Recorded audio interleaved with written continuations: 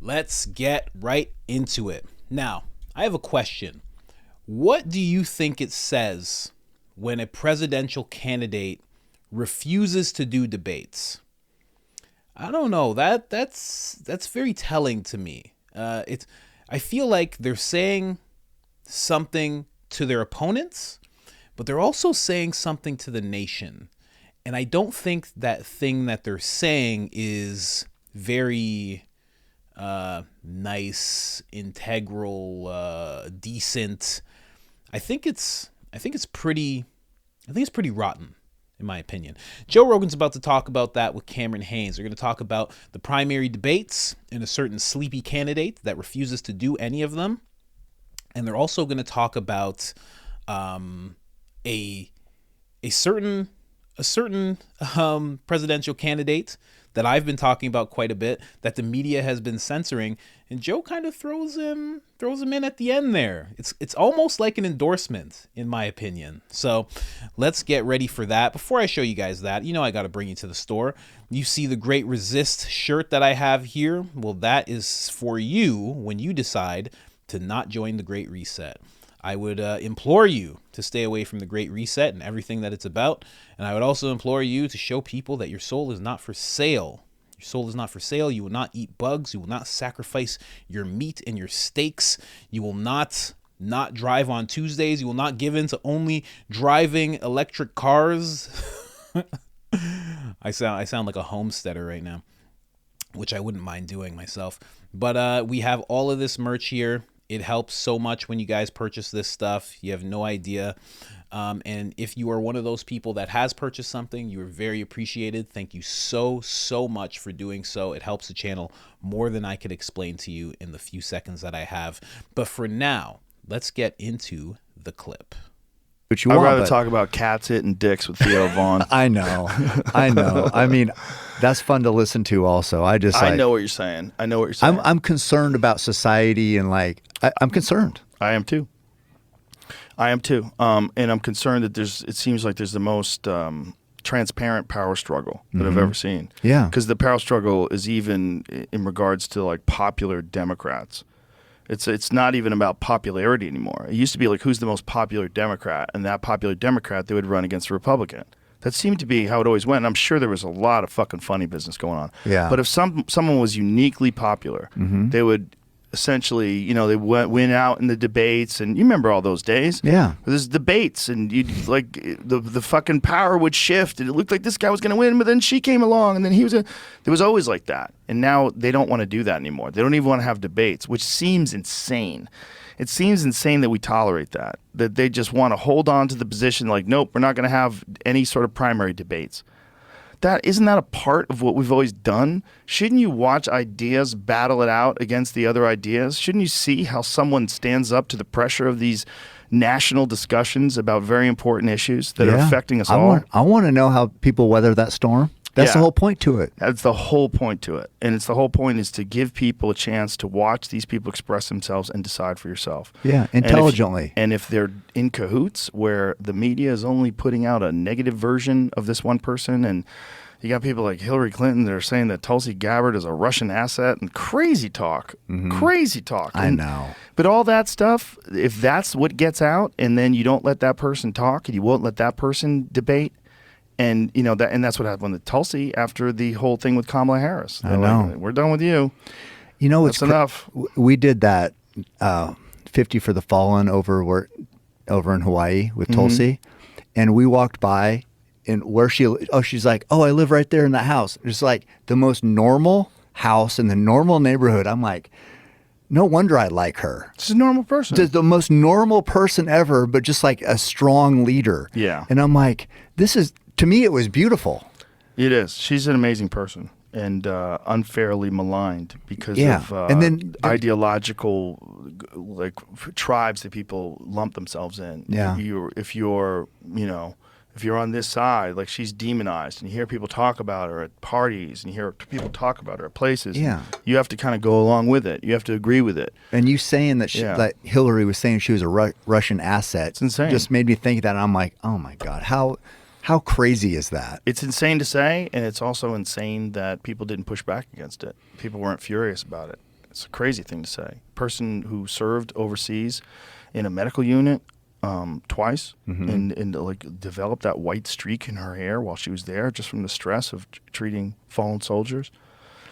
It's fucked up. And it's this weird world that we live in, you know, and I think things go in cycles. And I think part of the cycle is the recognition of how fucked up things are now, where new people have to come along that aren't fucked up.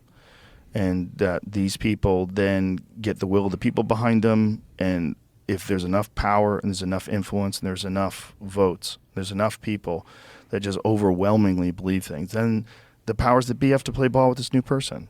And hopefully they don't kill that guy like they killed his uncle and killed his brother, or killed his father rather. Well, and you know, I'm feeling. That's amazing. Obviously, he's talking about RFK there. Obviously, and a little bit of that. The whole, like, someone in the comments said that Joe had a crush on Tulsi, and I think Cam has the same thing. I think they really like he said, she's an amazing lady. They have talked to her intimately, where none of us have gotten to do that. So, yeah, I'm sure they really, really legit love that lady. So they seem like they're all really good friends. So makes sense.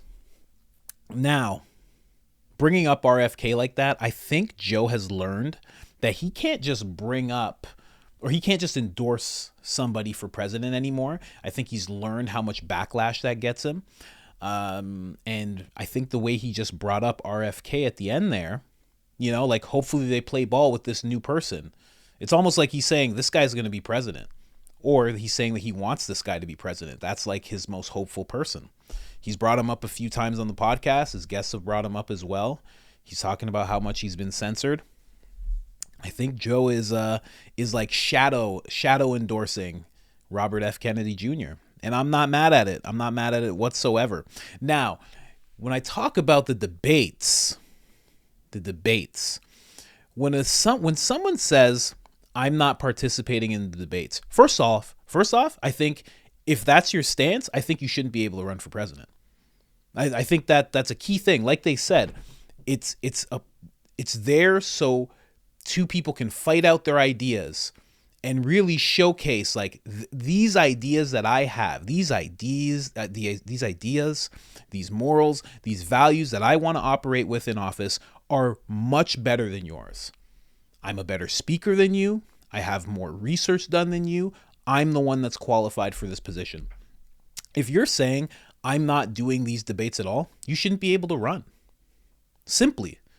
If it's because your cognition isn't there, because you can't keep sentences together, because you can't keep on track with what you're saying, again, you shouldn't be able to run.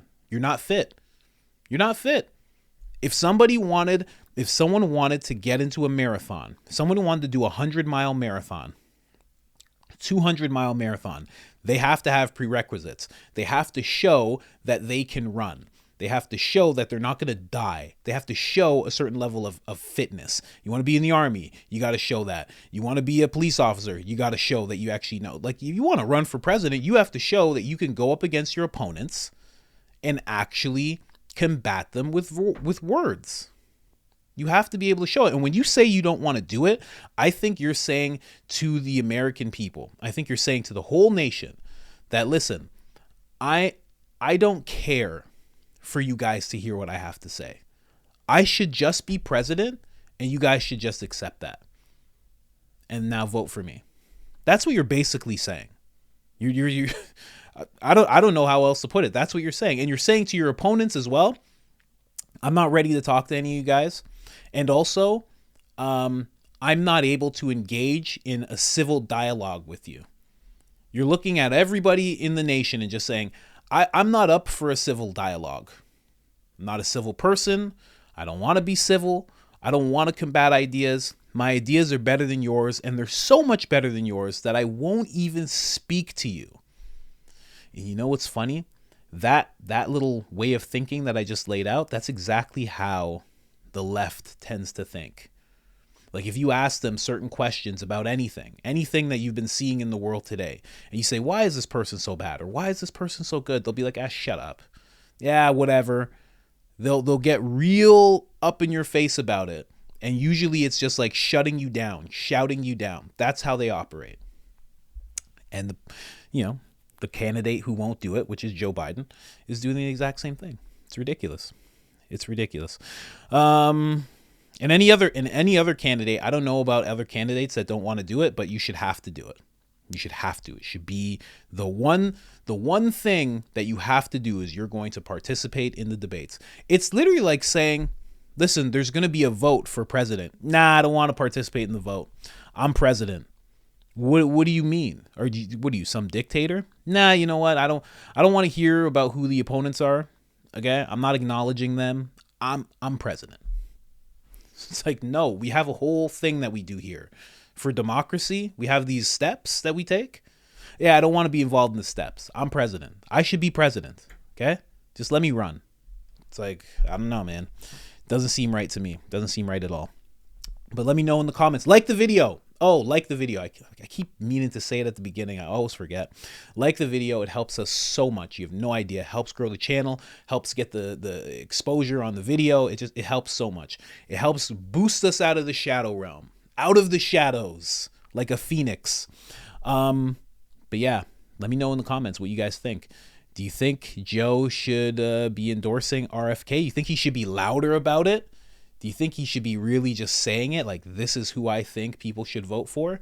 Or do you think the way he's doing it is more tactful, more tasteful, I guess you could say? It's more calculated, I think. Yeah, let me know in the comments. Other than that, I am out.